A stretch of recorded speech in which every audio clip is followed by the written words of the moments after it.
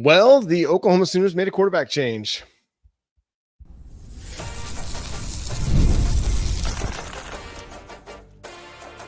You are Locked On Sooners, your daily podcast on the Oklahoma Sooners. Part of the Locked On Podcast Network, your team every day. Well, what is up, Sooner Nation? Welcome to Locked On Sooners post-game edition. Gosh, we got so much to talk about on this show. This show is brought to you by FanDuel. Right now, new customers through September 22nd, so take advantage now, can get a 3-week free trial with FanDuel or with YouTube TV by placing a $5 bet. Any $5 bet anywhere on FanDuel will get you a 3-week free trial of NFL Sunday Ticket with YouTube TV. Go check out that offer over there at FanDuel.com.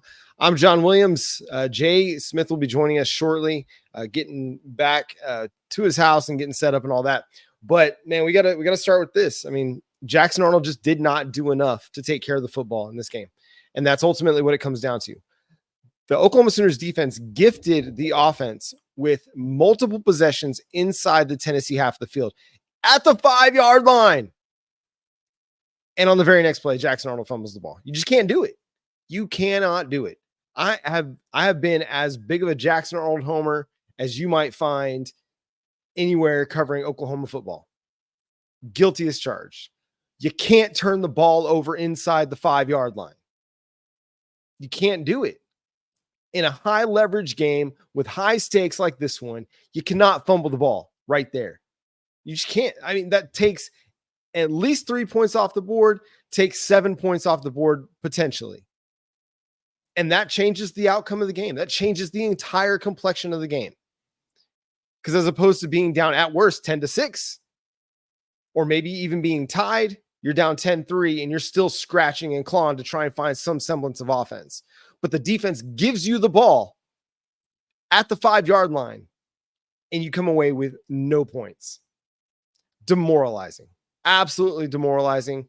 And I can understand why anybody would be frustrated, why the coaching staff, the offensive staff, the defense would be frustrated in that situation. When you're running the ball and you're the ball carrier, you have one job: protect the football. That's the number one job. Beyond picking up yards, beyond scoring touchdowns, protect the football. That is the number one responsibility for any ball carrier.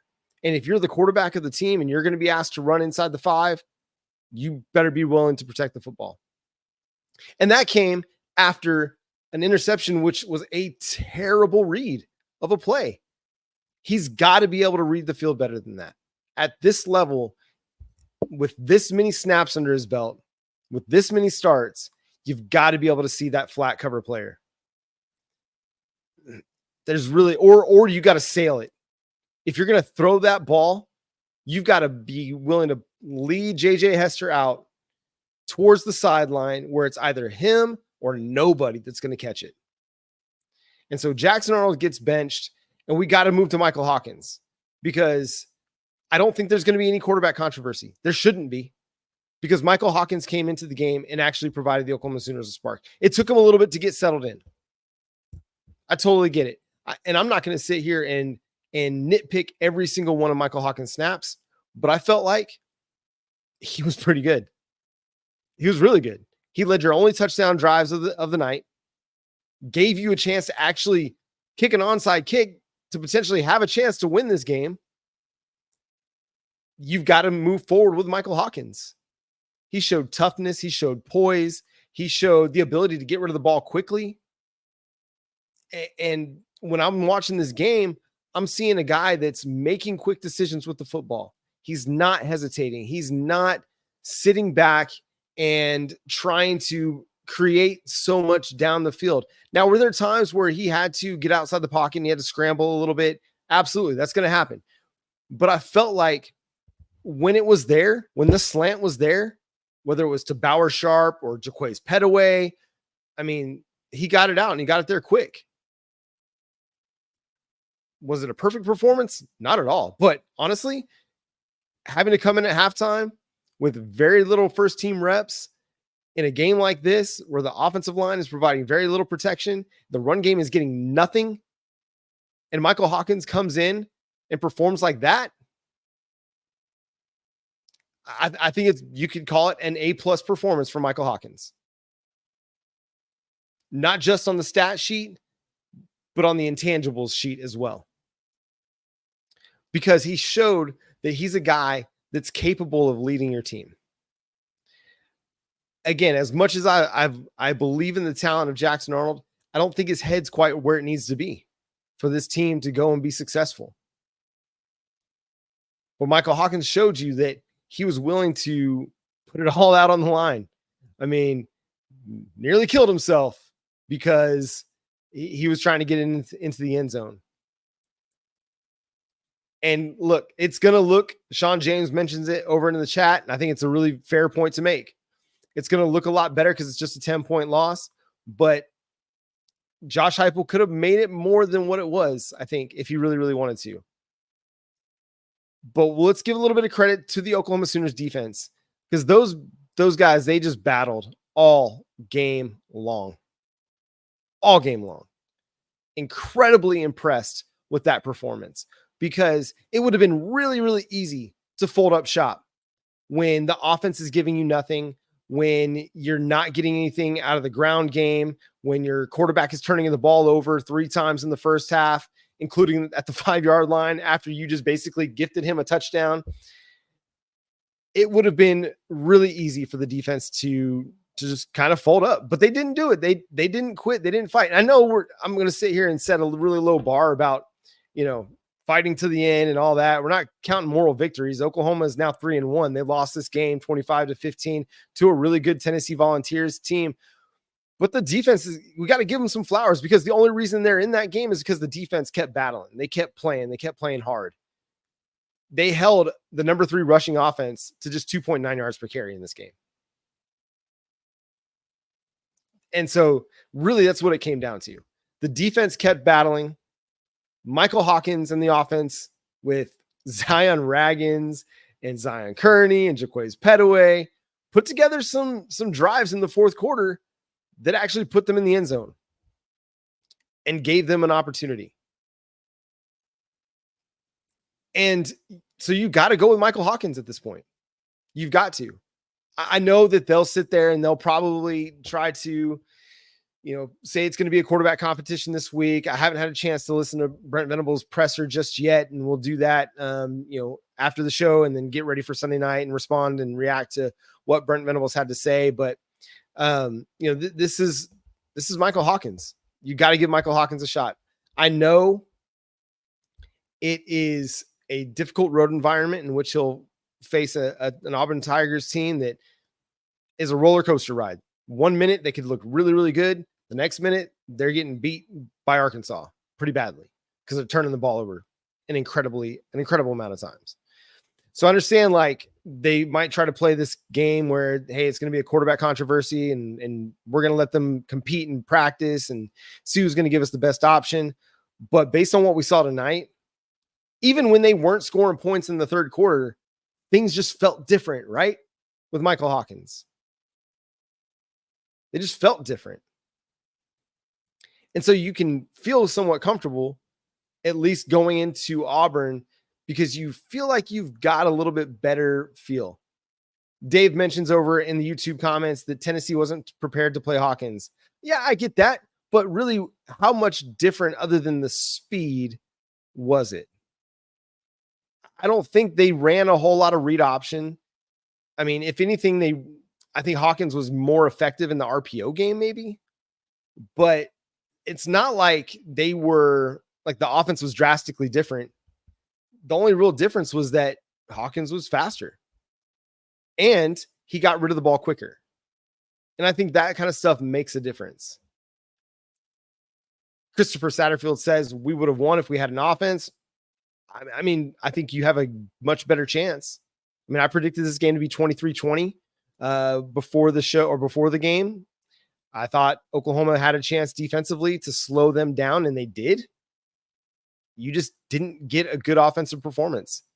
You can't go down 16 points in the first half, turn the ball over 3 times, and expect you're going to win against a good Tennessee team. And that's kind of what it comes down to. We're going to have a lot more to say about this. Jay's going to be with us here 20, 30 minutes or so. So if you're sticking around with us late into the evening, we're going to read your comments, answer your questions here on Locked On Sooners. Got to pay a few bills. We'll do that here coming up. First, this episode is brought to you by FanDuel. Right now through September 22nd. Again, that's Sunday. So Sunday is your last opportunity to get the free 3-week free trial of YouTube TV and NFL Sunday Ticket on YouTube TV. Any customer can go bet $5 and get a 3 free week trial. So then with the YouTube TV base plan, you'll be able to watch every regular season NFL Sunday afternoon out of market game. All you need is a Google account and a current form of payment, and you can cancel anytime. So just visit FanDuel.com, download America's #1 sportsbook over at FanDuel.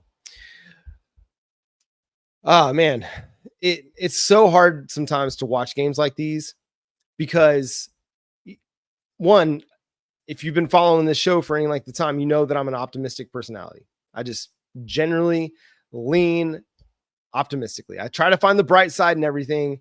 I do it with my kids. I do it with my wife. She kind of gets annoyed by it sometimes. It's just, I'm not quite Ted Lasso, but I'm more Ted Lasso than I would be. Think of Oscar the Grouch. And so, yeah, it's hard to watch those, man. And first half of the game, I'm sitting there standing up because I don't want to sit down. I got too much nervous energy. So it's one of those, unfortunate games to watch where you just don't feel great about any of it. But it comes down to this. And well, it comes down to several things. But one, offensive line still has a lot of improvement to do. They did very little to provide either quarterback with significant time in the pocket. Oklahoma's offense ran for 36 yards. 36 yards. 1.1 yards per carry.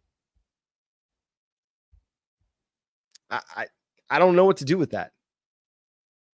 I don't know how an Oklahoma offense can run for 1.1 yards per carry. It doesn't make sense. It doesn't make it. It's like way beyond my level of Oklahoma football comprehension. I wasn't an Oklahoma fan in the 90s to understand what that experience was like. Shout out to those of you who experienced Oklahoma football in the 90s and the dearth of offense that came with it. I'm not used to that. It has to be a pretty terrible performance to only run for 1.1 yards per carry. And then you throw on 3 first half turnovers. It's not great. But what's crazy is you only lost the turnover battle by 1. You only lost the turnover battle by 1 in this game because the defense came to play. And so, you look at this and you're like, how has it come to this?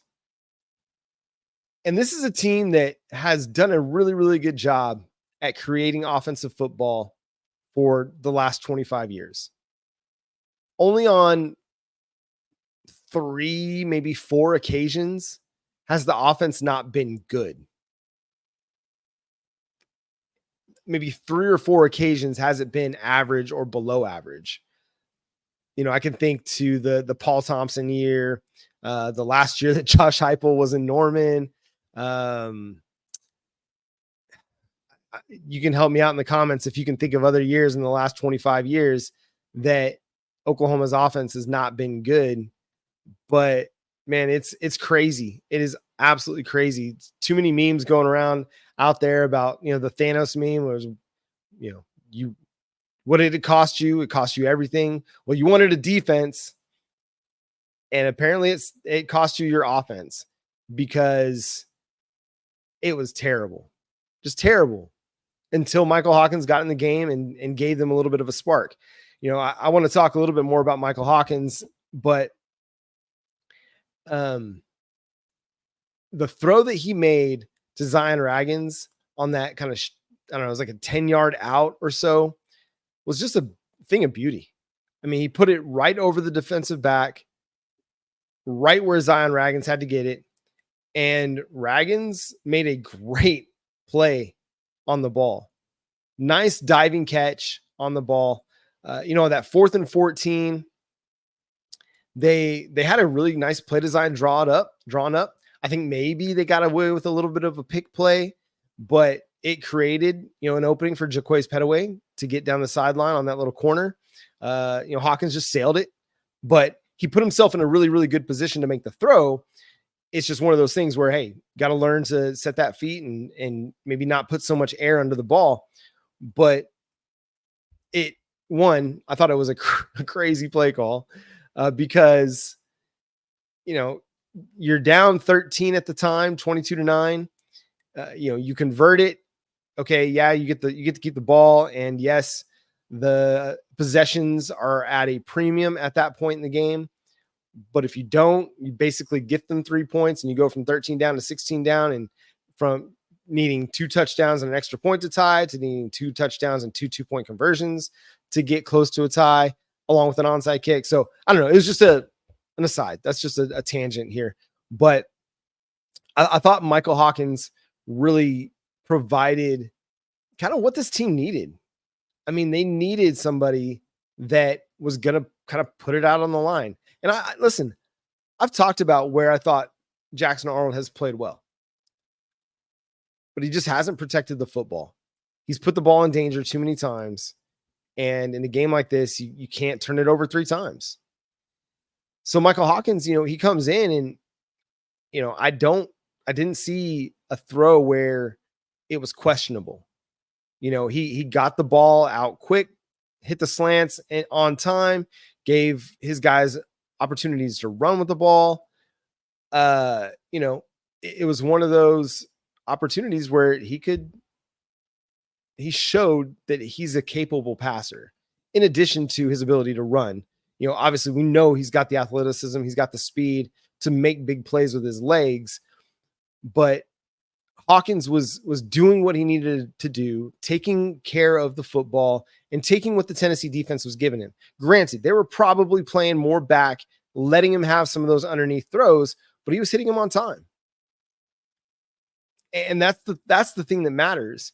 Watching that game in the first half, there were even some things that Jackson Arnold didn't hit that were easy throws, like there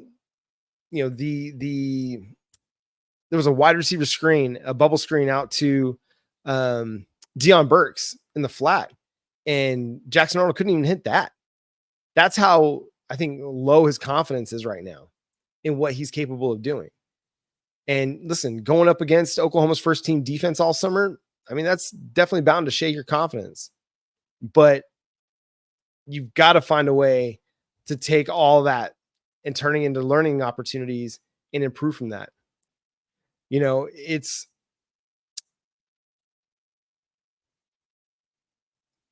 it just is what it is, So I don't know where it will lead for Jackson Arnold. Who knows what it means really for the quarterback situation moving forward. But I really think this is a Michael Hawkins team. At least it should be.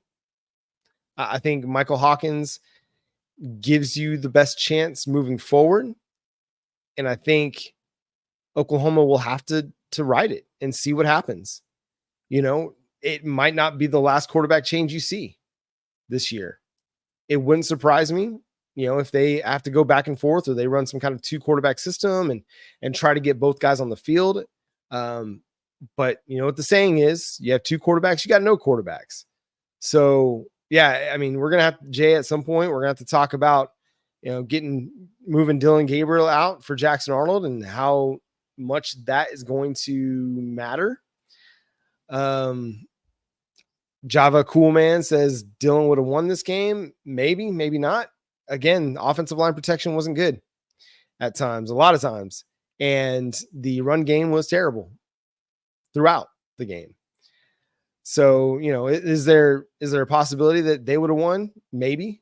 I'm not gonna sit there and put it past them, but I think they would have had a better chance with a veteran player like Dylan Gabriel and maybe with a guy like Michael Hawkins, who definitely has some of that it factor. I've seen several people mention it over in the YouTube comment section that he just has that it factor. And sometimes that's the stuff you can't measure. You look at what Jackson Arnold did in high school on tape, and the dude looks really good. He's got all the ability in the world, but that's kind of where it is. If you don't do it at the next level, it doesn't matter what you did in high school. It doesn't matter that he was a 5-star quarterback in high school. If you can't do it on the field at the collegiate level, all those ratings, they kind of go out the window. So,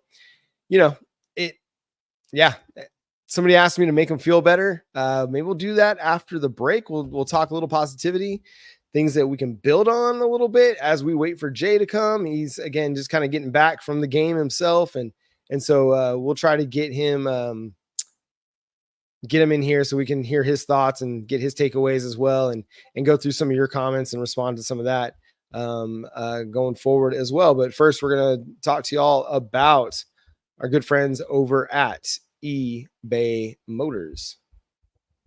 Passion, drive, and patience, the formula for winning championships, is also what keeps your ride or die alive. eBay Motors has everything you need to maintain your vehicle and level it up to peak performance: superchargers, roof racks, exhaust kits, LED headlights, and more. Whether you're into speed, power, or style, eBay Motors has you covered. With over 122 million parts for your number one ride or die, you'll always find exactly what you're looking for. And with eBay Guaranteed Fit, your part is guaranteed to fit your ride every time, or your money back. Because with eBay Motors, you're burning rubber, not cash. With all the parts you need at the prices you want, it's easy to make your car the MVP and bring home huge wins. Keep your ride or die alive at ebaymotors.com. Eligible items only. Exclusions apply.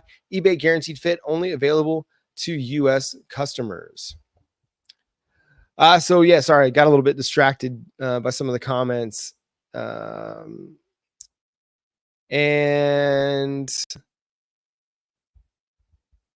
Yeah, it's a game that it's hard to take away much positive from.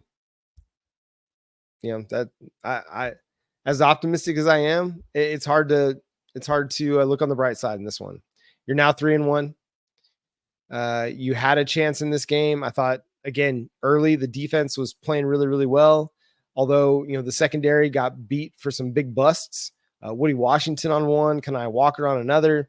Woody Washington was getting beat down the sideline quite a bit. Don't love that. Don't love it. I thought the front seven played really, really well. Again, you look at the stats and, they held Tennessee to 2.9 yards per carry, 151 rushing yards, but they ran the ball 52 times in this game. You believe that? Tennessee ran the ball 52 times. I don't know if I've seen a team outside of an option team run the football that much. They ran the ball 52 times. Josh Heupel made it really easy on Nico Iamaleava. He threw the ball 21 times, 194 yards and a touchdown. He also ran the ball 8 times for 15 yards. Nothing really substantial there. Dylan Sampson, who came into this game averaging like 8 yards per carry, was held to 3.8 yards per carry. Deshaun Bishop, who was averaging 10 yards per carry, got held to 4.1. So the defense played winning football. And that's where you can feel good, right? Is that the defense played winning football. And I think that's the thing that is encouraging.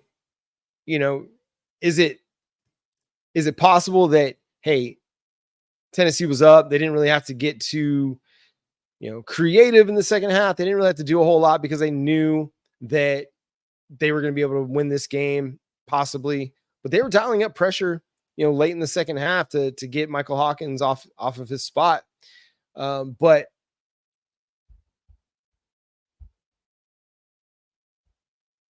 sorry, I'm not going to do I'm cool to do the lives. I like reading some of these comments over there, but if you're going to throw down expletives and stuff like that throughout the chat, we're going to drop it. So, or, tornado references. I'm not here for that. Sorry. So you're welcome. I'm glad that a bunch of Tennessee fans are here. I'm glad any fans of any football program are here. Have a nice chat, man. Enjoy the chat, be a part of the chat. but let's keep it cool, man. Sports are fun, and we should have fun talking about them. But I'm not down for like tornado humor. I'm sorry.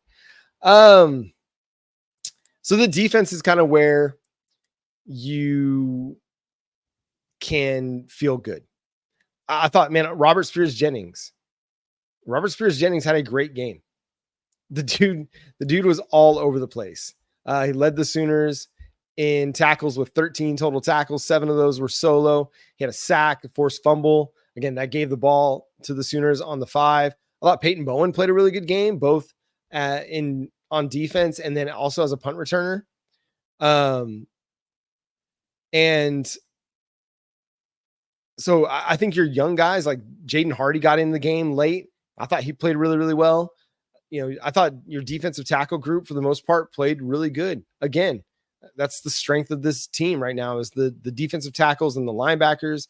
Dominic Williams had 4 tackles and a tackle for loss in this one. Jaden Jackson had a nice, tackle early in the game. He had 3 total tackles in the in the loss, excuse me. Trace Ford had another really strong game. Had a sack and a tackle for loss and a forced fumble. Who else had a really strong performance? I thought, Danny Stutzman is Danny Stutzman. He's always going to be really, really good. He didn't have eye-popping numbers today. He only had 3 tackles, but he's Danny Stutzman. Everybody's game planning for him. Armason Thomas had another half sack. So he's kind of, doing some really good things. It's just, you hate to see a defensive performance get wasted like this by really, really poor offensive performance. There will be, I can't wait to see kind of how Pro Football Focus grades this game, because a lot of the times, what we see on as we watch the game, they'll provide some more, advanced analytics to let us see some of the deeper things like missed tackles, yards after catch, all that good stuff. I think this is where we can feel positive and where we can feel optimistic, is that this defense is a really, really good defense. If we can get average to above average offense, you're going to have a chance to win games. And if it's by chance, maybe even good, you're going to have a chance to win a lot of games. But you've got to find a way to, sustain this. Let's get to a few of these questions here. KP asked, what's Pro Football Focus? It's just an analytics website that provides deeper stats. You hear people talk about their grades quite a bit, but I don't really, I like the grades. I think they can be useful, but they're not always reflective of a player's performance all the time. But the stats, I think, are really, really good. Locked On Sooners has Hawkins been better in practice and they were scared to bench Arnold, hoping he'd figure it out. I don't know. I mean, I can't tell you if they thought Hawkins was better in practice. I think you don't know that. I think they wanted to give Jackson Arnold every opportunity to be the guy and to be successful. Understanding also that, hey, the offensive line has been dinged up really bad. The wide receiver group has been bad. I mean, it's been injured and it's been hurt, and now it's probably hurt more. You didn't have Nick Anderson for the entire game. He's dinged up again. And so, I think probably what they were trying to do is try to have a better evaluation of Jackson Arnold with all of the components that you'd expect to have. And for what this team is right now, it's just not working. And so, was Michael Hawkins better in practice? I can't tell you that. But I can tell you that he was better in this game. He was certainly better in this game.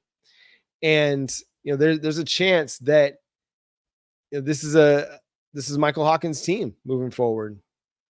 Hardware Freak asks, why has the offense changed so much since the departure of Levy? I mean, the big issue is that they can't run the ball. They just flat out can't run it. And whether it's a schematic issue or a personnel issue, Oklahoma just can't run the ball. I mentioned it earlier in the live. They averaged 1.1 yards per carry. Raise your hand if you've ever seen an Oklahoma offense only average 1.1 yards per carry. I don't know if I've ever seen that.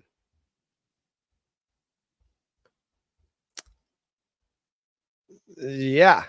It was bad. Iron Horse asked, why did we abandon running outside the tackles early? Dude, I don't know. I really don't know. I think they got into a situation where Tennessee was really playing really good against the run up in the middle. They were finding some success. They had a big run to Javonte Barnes, followed by a nice run by Deion Burks on that reverse or on that wide receiver jet sweep. But yeah, I don't know, they kind of abandoned the run. It just wasn't very successful. Tennessee was really, really good against the run in this game. And a lot of it just comes down to the fact that Oklahoma hasn't been able to be very successful. Cute little bunny 345 asks, what did you think about Michael Hawkins Jr.? I thought he was really good. I mean, I thought he provided a spark. Obviously, he led your only 2 touchdown drives of the game. I thought he showed toughness. I thought he showed the ability to get the ball out of his hands quickly. When a slant was there and they were giving him the underneath throws, he took advantage of it. Getting a guy like Jaquays Petaway the ball in space with room to run, dude, that's electric. It gave Oklahoma a chance at that second touchdown. I thought he did a really, really good job at standing tall in the pocket. And then when it was starting to kind of break down, find his running lane. I got a little nervous early in the game because he just kind of kept drifting and drifting and drifting and drifting and drifting and back basically to the goal line. And then he finally got rid of the ball, but I was like, Michael, what are you doing? But then he figured it out. Other than Maine, do we see any more wins on the schedule? They should beat Auburn. Like, Auburn is not a good football team. I mean, they got beat by Arkansas today. They turned the ball over like 4 or 5 times again. Now, if Auburn protects the football, maybe they're a better team than that, but can they protect the football? That's a big, big question in my mind right now, especially with the way Oklahoma's defense is creating turnovers. I do see some wins. Obviously, you'll beat Maine, but I mean, I feel much more nervous about any game, really, about South Carolina. Obviously, much more nervous about Texas, Ole Miss. Any game that's on Oklahoma's schedule, you got to feel nervous about because you haven't seen a consistent offensive performance from this team yet. You have a defense that's capable of winning any game on their schedule, but that's not enough. You have to have something on offense. If you look at the Michigan game, like that Michigan team could not throw the ball if their life depended on it. But what did they do really, really well? They run the ball as good as anybody in the country. And so even when there's like just over 2 minutes on the clock and they're down 4 and they need a touchdown to win, what are they doing? They're running the football because they have a run game that's capable of driving them 80 yards down the field in a 2-minute drill. Oklahoma doesn't have any of that. They don't have a run game to speak of. They don't have a passing game to speak of. Now, it looked a lot better with Michael Hawkins under center, but will it look the same next week? I don't know. And so even though you have a defense that you can ride, you can't feel 100% comfortable about any game because you don't know what you're going to get out of your offense yet. And I'll sit here and I'll eat crow from you all, from fans of other teams that want to bring back every tweet I wrote, every comment I made, every YouTube video that I've said that this offense is going to be good. And I'll eat it, man, because it's not good. This is not a good offense. This is not a good offense. What other questions? I lost a lot of questions in the chat earlier. There's been a bunch of comments, and I'm so excited that you all are all here to chat. This is a team that has a lot to work on. They have a lot to prove. They've got a lot to prove. Hardware Free asks, why don't we use the tight ends today? Let's get a little look at how many catches the tight ends had. Bauer Sharp had 4 catches, 36 yards. Jake Roberts had 2 for 11. That's about what they've been doing. I don't think that's not going to blow anybody out of the water, but that's kind of been on par with what they've been giving you every single week. Venables said the throw behind the line of scrimmage wasn't an option. I'm not sure exactly what you're referring to there, but I mean, they throw the ball behind the line of scrimmage. Are you talking about it wasn't a read option? Because, I mean, Jackson Arnold he tried to sling it and he was like off target on a wide receiver screen. Blake asks, how did we end up with a guy that got fired from UNT? BV is ultimately held accountable for everybody, every hire. But Seth Luttrell is more than just the head coach of UNT. This is a guy that came up under Kevin Wilson and had success with Larry Fedora. And he had success everywhere. And even at UNT, that was a terrible football program. Being from the North Texas area, it always baffled me how bad North Texas was at football. Because you're right there. You're in the DFW Metroplex, basically. And yet you're terrible at football. And Seth Luttrell helped them become not terrible at football. Okay. Jonathan says the throw behind the line of scrimmage is not even an option there. It's a take all the way.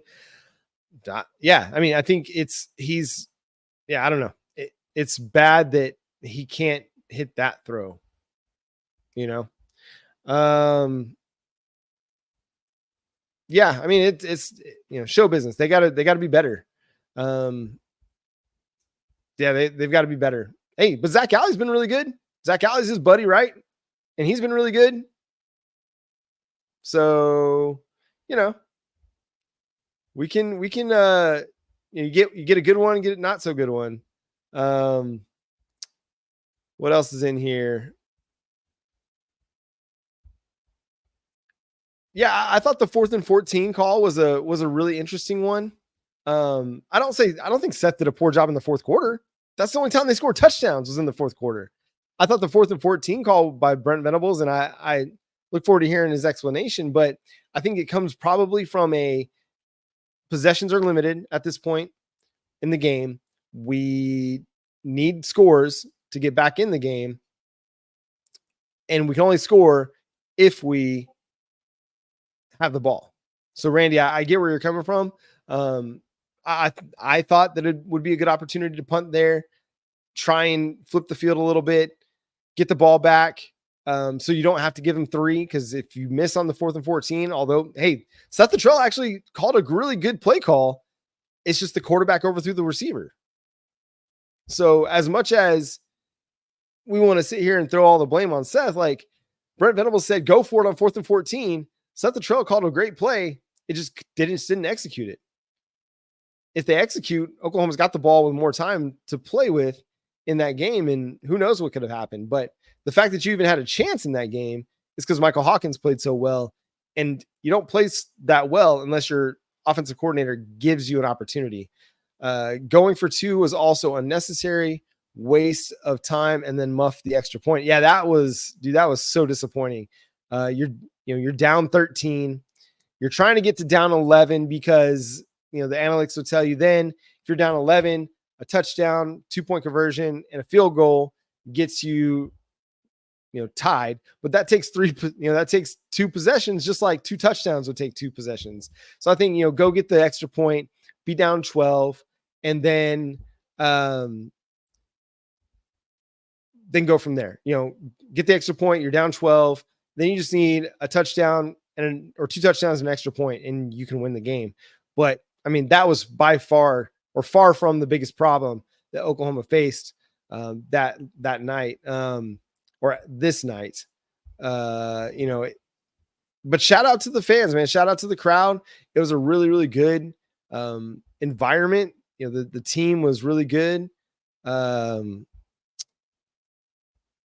So here's Jonathan's going to hook us up with the injury report, because I'm guessing he is on Twitter right now. I can't be on Twitter because I'm talking to y'all. But he said Nick Anderson restrained his quad. That sucks. Kendall Dolby dislocated his ankle. Will have surgery. Also sucks.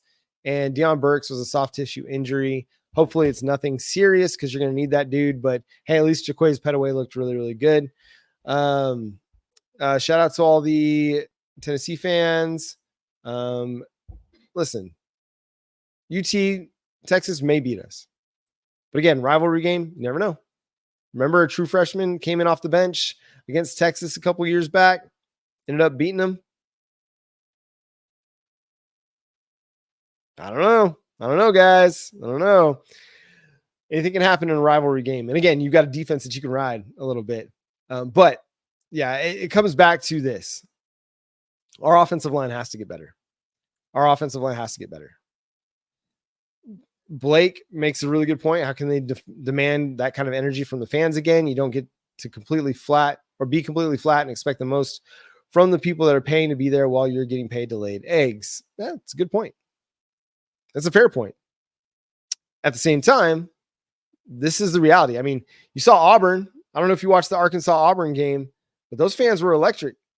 That's a bad Auburn team. And those fans still show up every single game. Being in the SEC is you show up whether you're going to be a national title contender or not, or an SEC title contender or not. You show up and you show out. So, what else? Yeah, thanks, Tennessee fans. Welcome to the SEC. Hey, it was good. You guys played a good game. Tennessee looked really good. Nico looked really, really good. He looked poised. Oklahoma had him under pressure. It was a really good performance by the Tennessee Volunteers. At the same time, Oklahoma's defense did a really good job. I was impressed with Tennessee's defensive front. They hadn't been super productive from a stats standpoint, but they were productive in this game. They had 3 sacks in this game, forced 2 fumbles, had they didn't really even create pressure on the Jackson Arnold interception. Jackson Arnold just threw a bad ball. Yeah, Tadayori, I said in August that Oklahoma would beat UT. I'm not going to back away from that. Will they? I don't know. But I'm not going to sit here and hide from my prediction that Oklahoma would beat Texas. It could still happen. Listen, this is a crazy football season. Nothing like we play Texas in 3 weeks. 1, 2, 4 weeks from now. Or 4 Saturday. I don't know. 3 Saturday. I can't do math. It's late. They play Texas in a while. A lot can change. What about Casey Thompson? Is he just an assistant? I mean, here's the thing on Casey Thompson. He's there to be a veteran presence in the quarterback room. But what are you wanting to get out of him? You need to look at your future and look at what gives you the best opportunity to win. And even though Casey Thompson's got that veteran experience, I don't think that he gives you the best opportunity to win.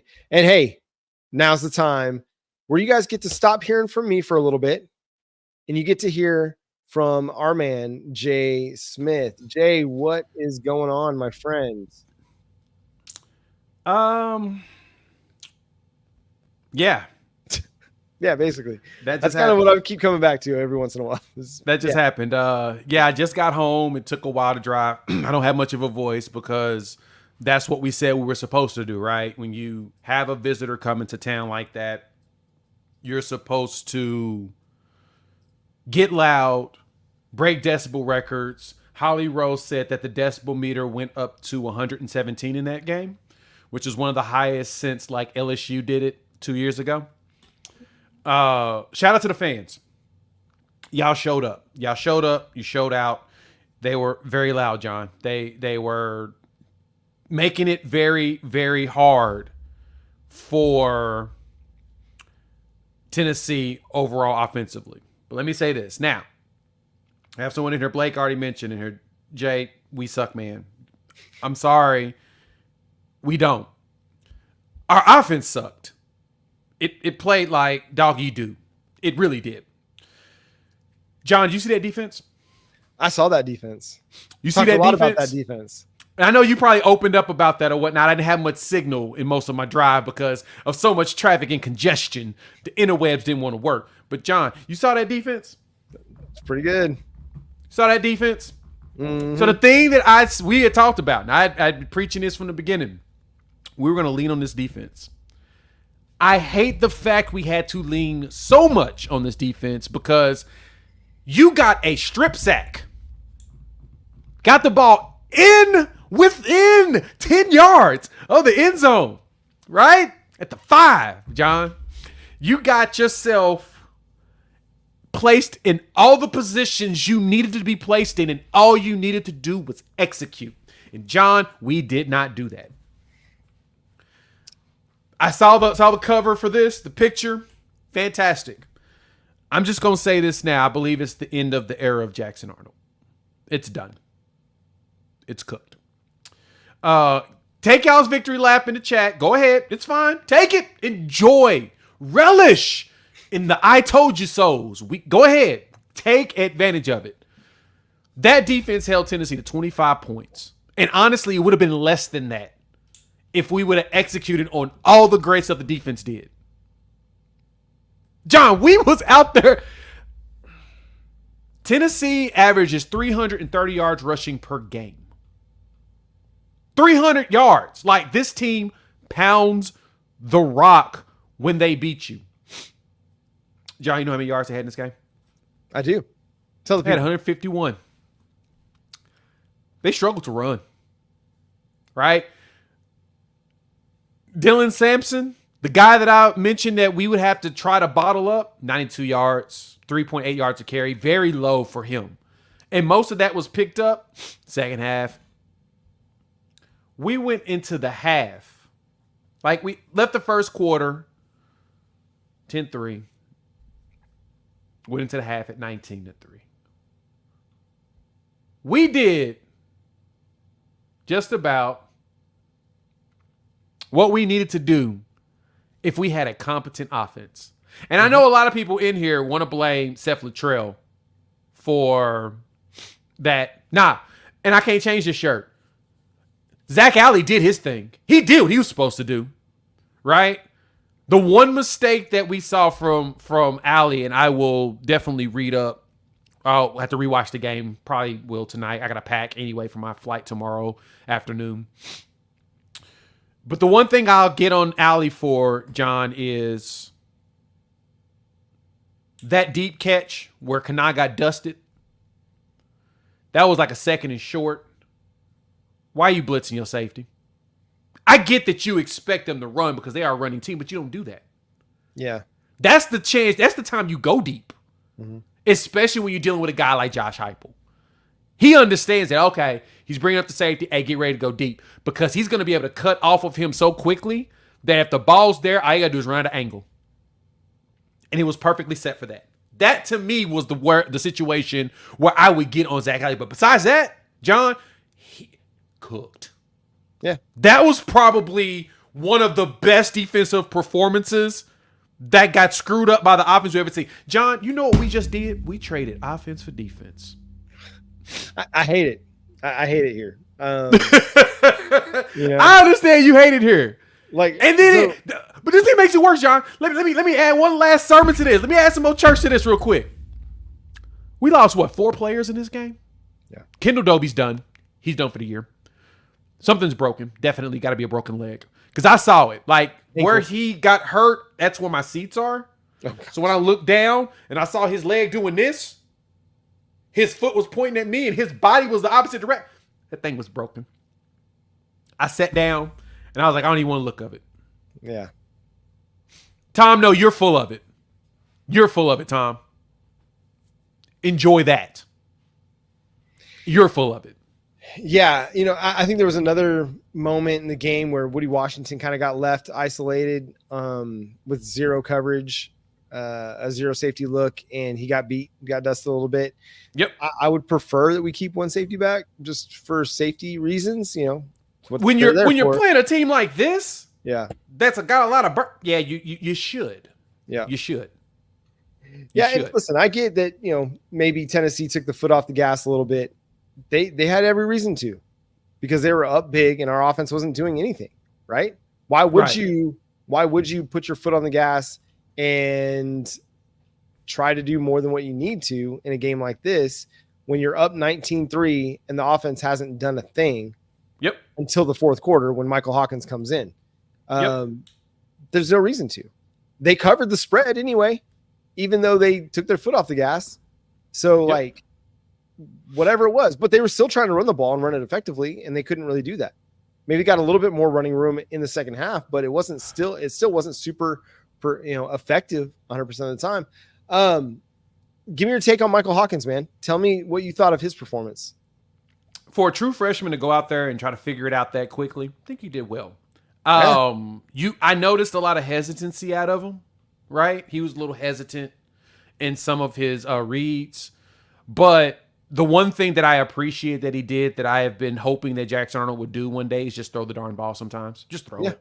Just throw it. Because the thing about it, and my favorite thing, this is a Colin Cowherd-ism that is one of the things that I actually appreciate that he says, is that at the collegiate level, and this is why quarterbacks struggle when they go to the pros, because in college, you're usually throwing it to butt-naked open guys. Guys are just wide open. At the NFL level, you have to throw them open. Mm-hmm. And in a lot of scenarios, Jackson was trying to hit the guy after he's wide open instead of throwing it to the spot that they're going to for them to be open. You have to throw the ball to guys open, right? That's what you've got to do, but we didn't do that. That's where the struggle lies. So for me, the one thing I appreciate about Hawkins, that pass to Jaquez Petaway, why ain't he been doing that? It was a thing of beauty, man. He put it exactly where it needed to be to allow Jaquez to run with the ball, and I think that's the thing that I think Jackson Arnold hadn't really done well enough at, was putting it in a spot where his guys can catch and run. Now he had a good connection with Deion Burks, but that was really about it. I mean, the Brendan Thompson thing just hasn't clicked yet between the two of them. I think you're on the money there that, Michael Hawkins just looked like the more comfortable passer, which honestly really surprised me.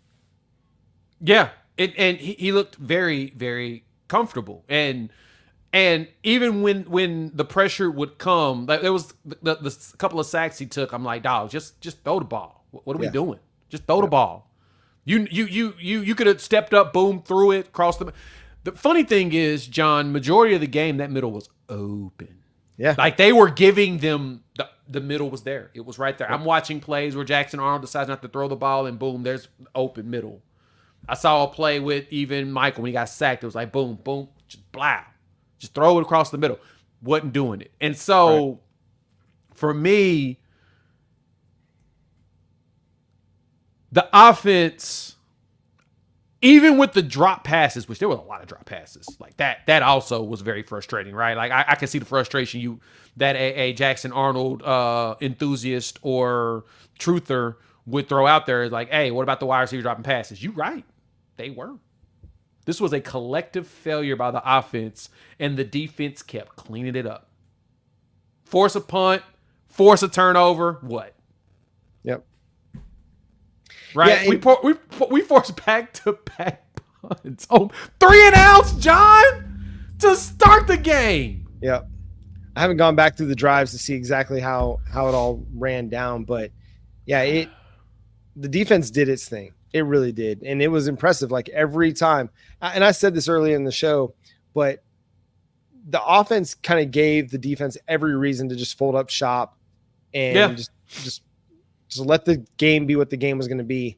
But no, they had a lot of pride. They played with a ton of pride, a ton of energy, a ton of passion, and gave Oklahoma a chance, like at the end, to maybe make something out of this, and it kind of fell short, but yeah, they did.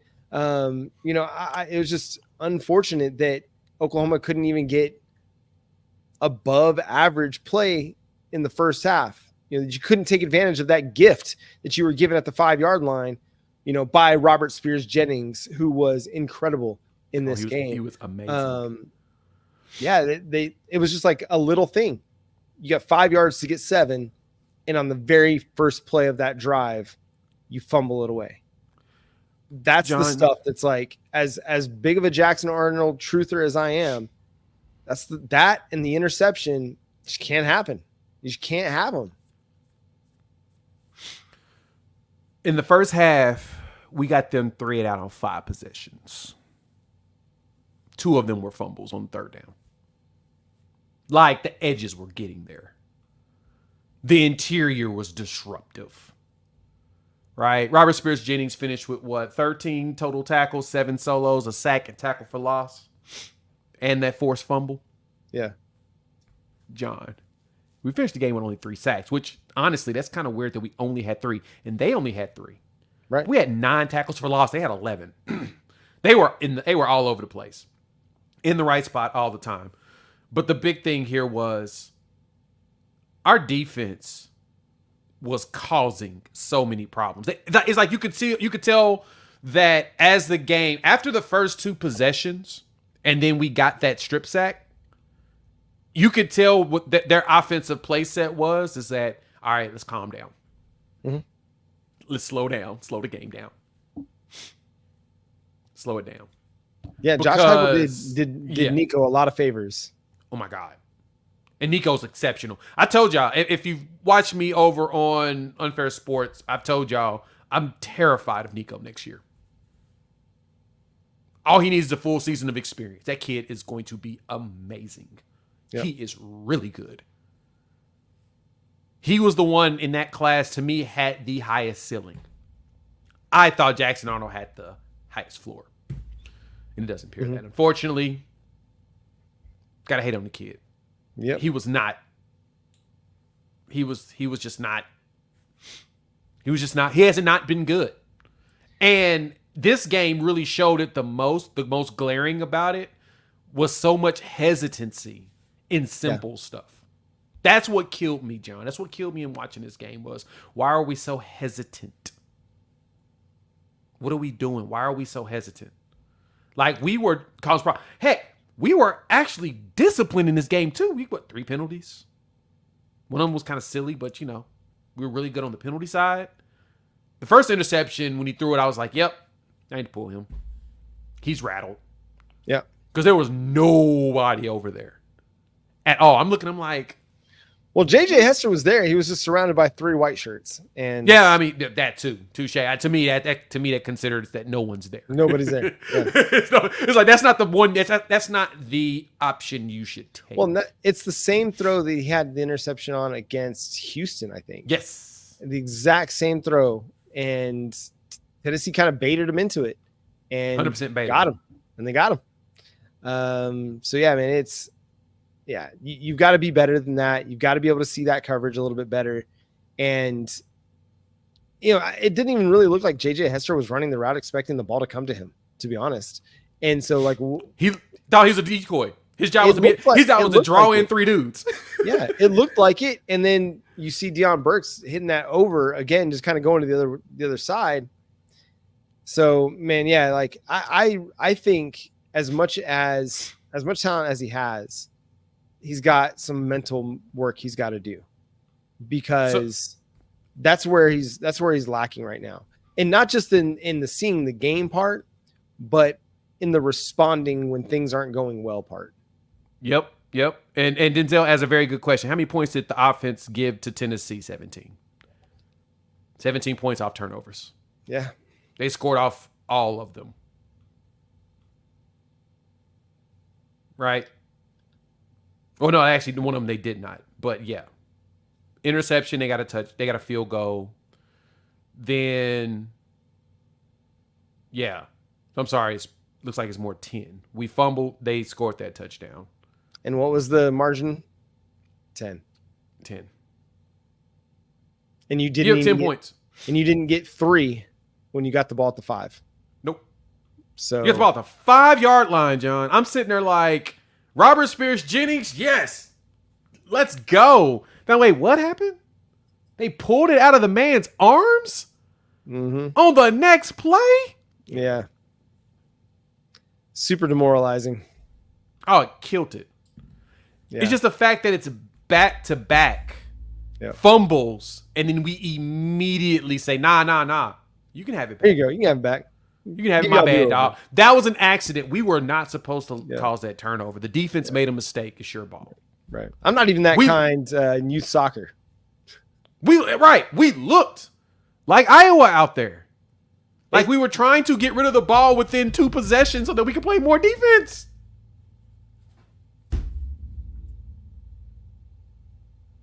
That's sad.